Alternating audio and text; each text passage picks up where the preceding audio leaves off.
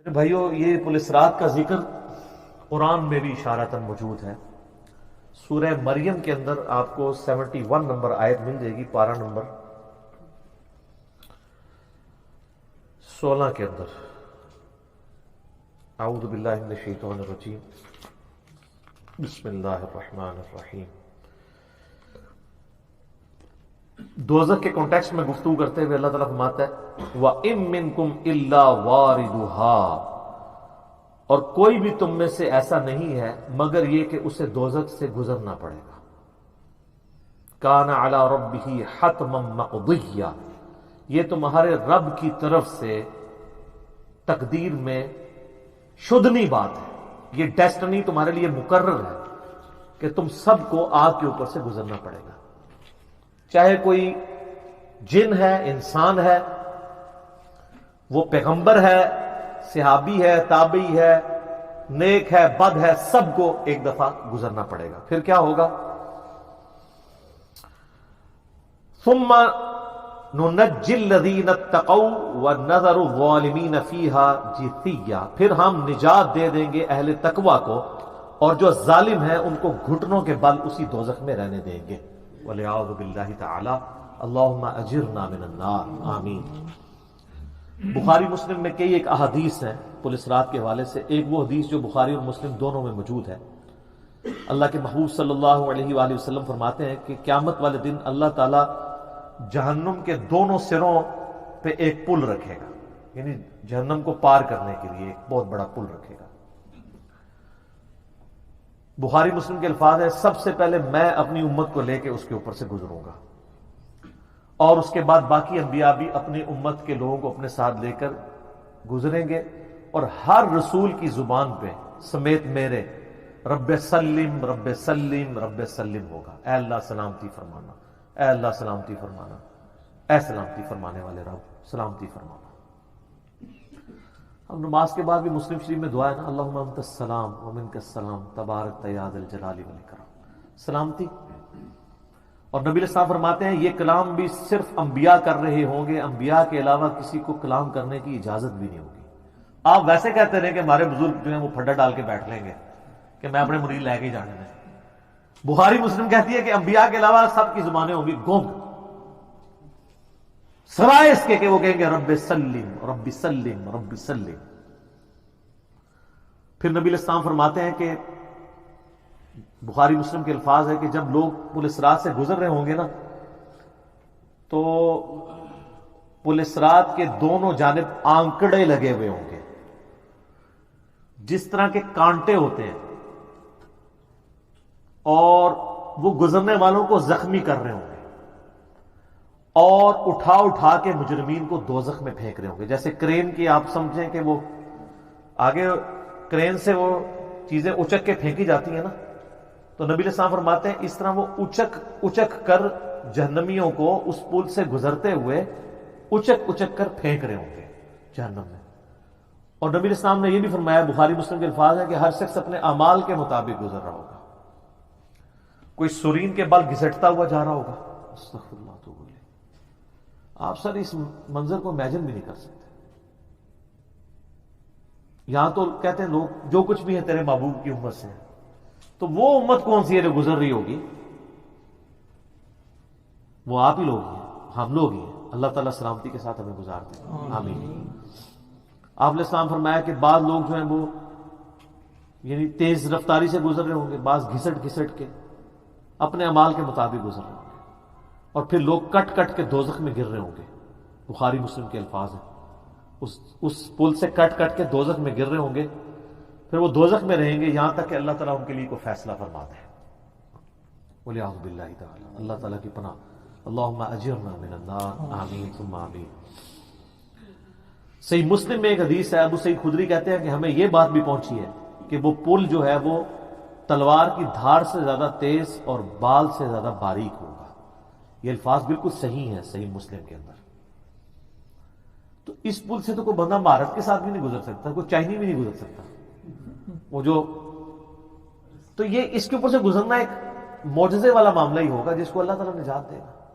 اور یہ جو میں نے آیت پڑھی نا سورہ المریم کی آیت نمبر 71، اس کے کانٹیکسٹ میں کتاب التفسیر چیپٹر میں امام ترمذی اسی آیت کو ہیڈنگ بنا کے نا اس کے نیچے ایک حدیث لے کے آئے ہیں.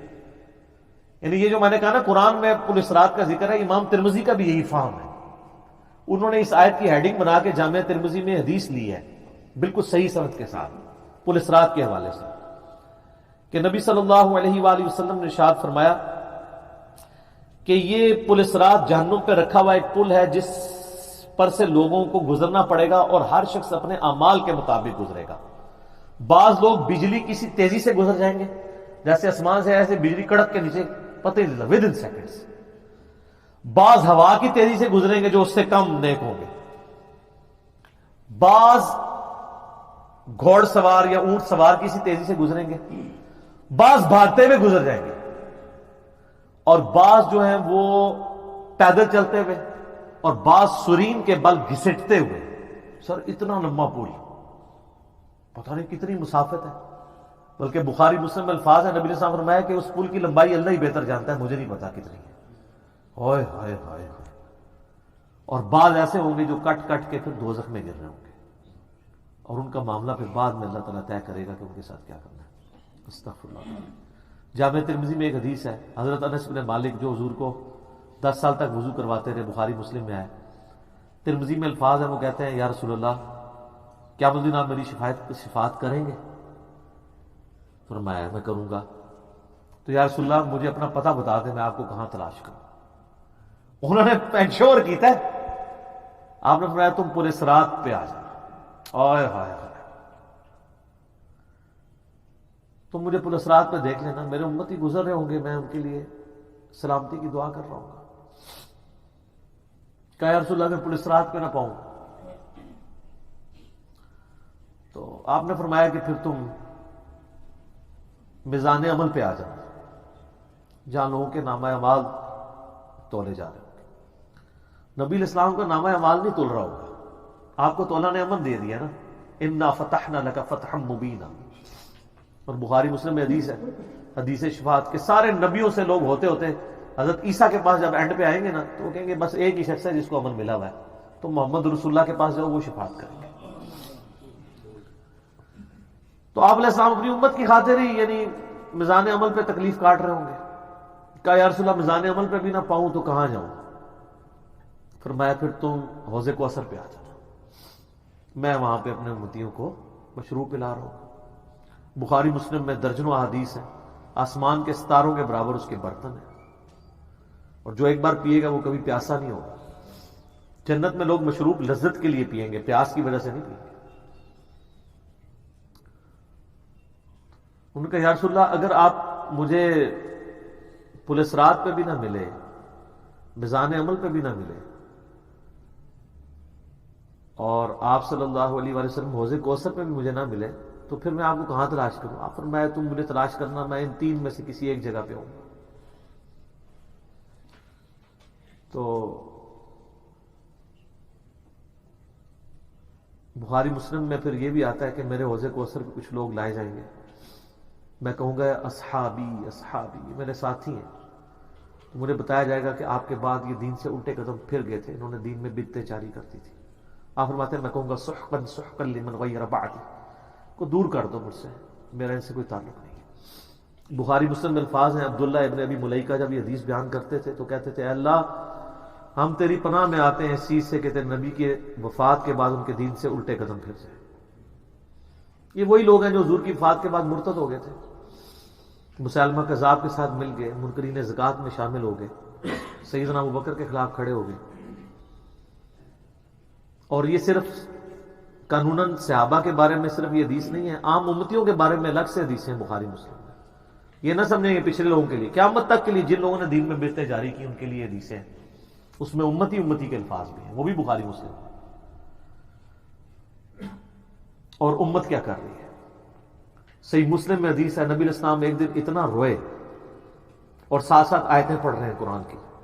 پہلے آپ نے سورہ ابراہیم کی وہ آیت پڑھی جس کا ترجمہ یوں ہے کہ ابراہیم علیہ السلام کہتے ہیں اے اللہ شیطان نے کتنے لوگوں کو بہکا دیا،